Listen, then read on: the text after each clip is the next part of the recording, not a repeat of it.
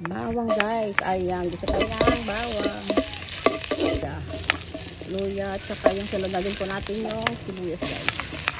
Ayan. Tapos, sahog po natin yung sahog po natin karne guys. Kasi ang lulutuin po natin is gulay. Ayan. Lalagyan na natin ang pampalasa yan guys. Ayan. Ayan. Ayan na po guys ang ating gugulayin. Ayan, madarami pong kamote, talong, tapos yung patani guys. At tapos ito.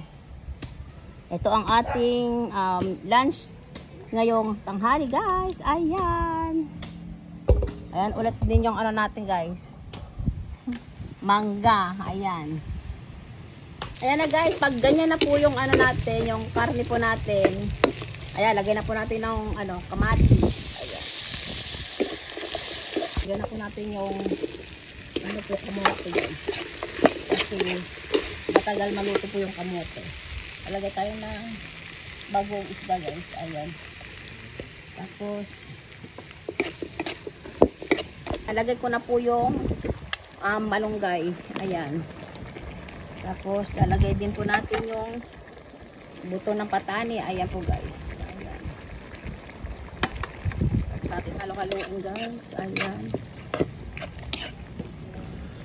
Palutuin po natin yung malunggay kasi matagal maluto po yung malunggay po guys.